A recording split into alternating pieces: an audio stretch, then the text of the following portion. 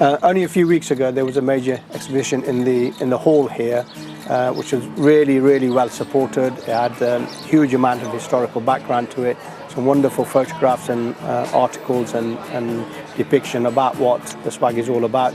And I think as a result of that, I was moved by the idea that they were interested in doing a small dig here in the Burgoyne Hotel. Because we're part of the community, part of Swaledale, we wanted to support the whole thing.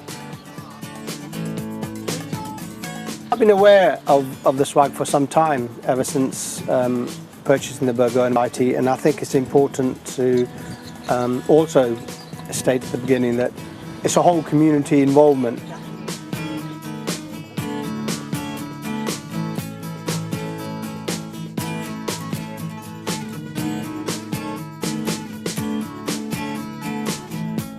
Originally I was told that it'll only be a small hole, but I see that the hole is slightly larger than what I anticipated. Nonetheless, I'm very impressed. It's very well done. It's hugely well administered, and it's very professionally being conducted. So I don't really have any qualms about what a fantastic lawn would look like when they finish, because I'm really impressed by the approach that's been taken already. Indeed, we chatted through how it was going to look, what the involvement was, and the potential of finding something significant here from a historical perspective is just fantastic.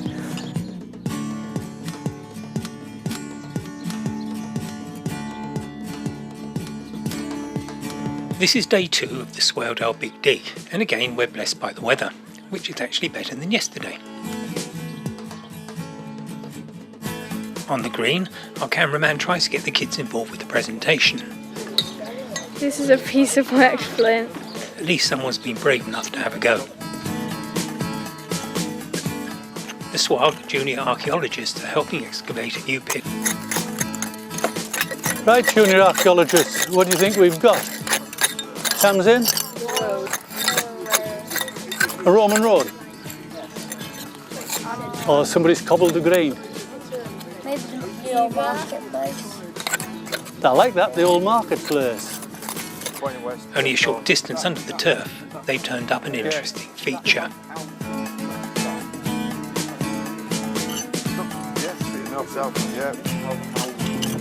How accurate? Very, within 2 degrees. Wrong focus for where you want to look. Have you got some tracing paper with you? Pottery, save that. Bit of bone. Not that accurate. Sean, a bit of bone there. Right, I'm going to take Another piece of glass. Green That's bone, yeah. A little bit of bone. More finds are coming out from the sifting station.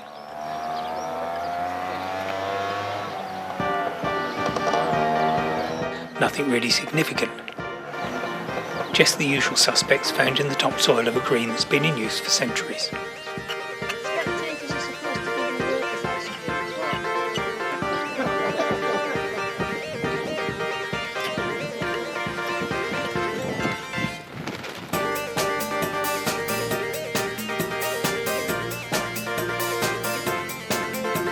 Visitors and locals are taking a keen interest in the event.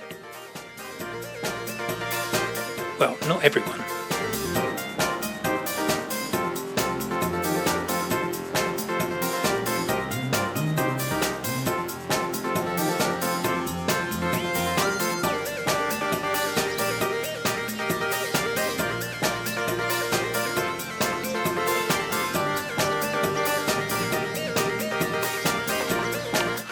Over at the Burgoyne Hotel, the pit that was started yesterday is getting deeper.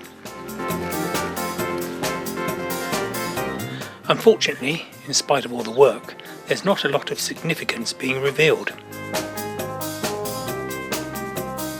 The deeper the pit gets, the less finds are coming out. At Context 9, some measurements show that we're still digging through the topsoil that's been used to extend and level the front garden.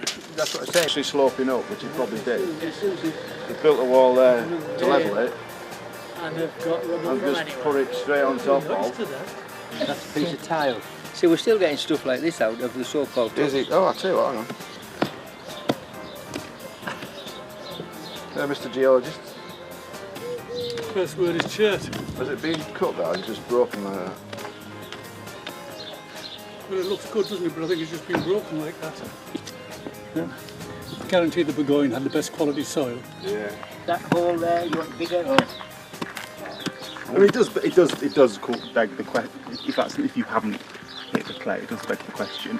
If you think you're hitting like we got the top of the green, what else was it there? Was it a bigger green at some point? Well, I'm just saying it there. We can only go down 1200 anyway. Yeah. On the green, we're going down at least 400 before we're hitting rock bottom. At the bottom of Back Lane, one of the two pits has been backfilled and the other one has reached natural. Everyone is taking a breather before filling it back in.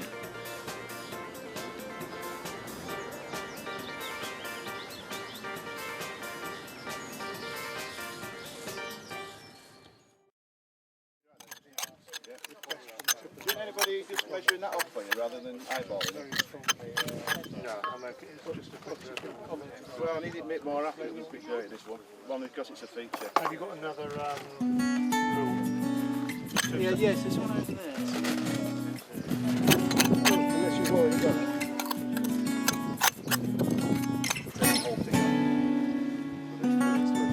That's the key, isn't it? It's pretty straight. On the green, the pits reveal what looks like a cobbled surface, and careful measurements and sketches are being taken.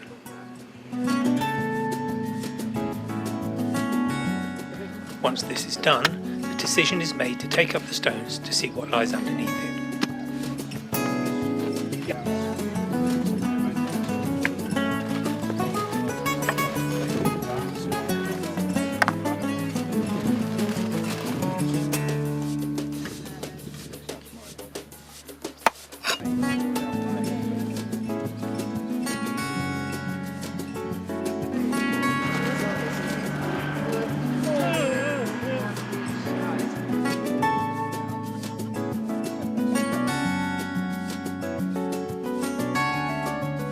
This is a piece of greenware came out of context 5, so that was 40 to 50 centimetres down, and I think most of us thought it was just a nice piece of stone.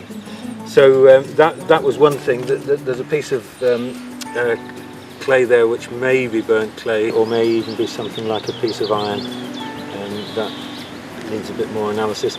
And there was some small pieces of pottery like that, but we don't have a date or a type indeed for that either.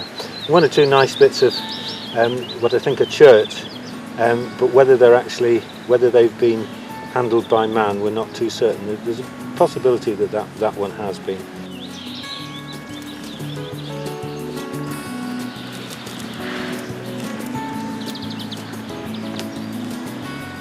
So, in the orchard, it's one dog and a man.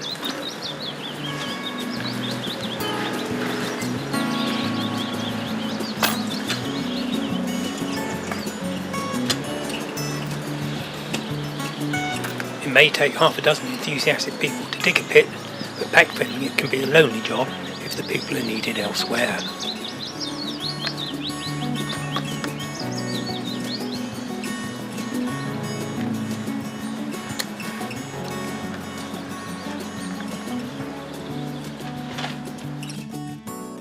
James Spry, I'm with the Yorkshire Dales National Park Authority, and I've been here for the last 2 days to help oversee some of the archaeology and also help do some teaching as well. It's been an absolutely wonderful 2 days. I've had a really good time, and first of all, the weather's been marvellous, which has really helped the situation. Had a wonderful suntan. But as far as the archaeology itself, we've had some really good finds. Loads of ceramics, some metalwork. We've had a bit of animal bones, which I've really enjoyed.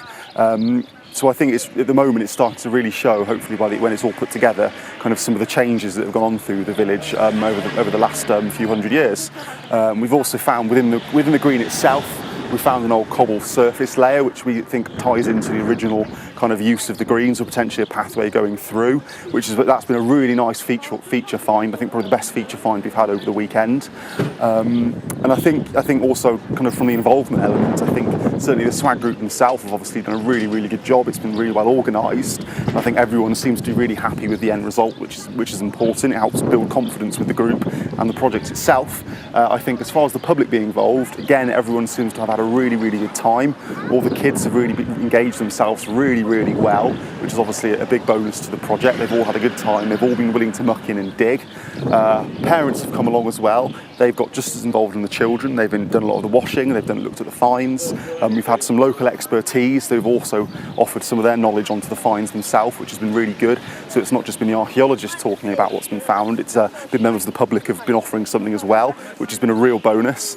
And I think overall, yeah, it's gone very, very well. There's always a few things to learn for next time and move forward with, but you know, I think on a whole, it's all about things that go wrong rather than goes right, and not a lot's really gone wrong. So I think that's a really good positive for the weekend, and it kind of bodes well for the future and for the rest of the project.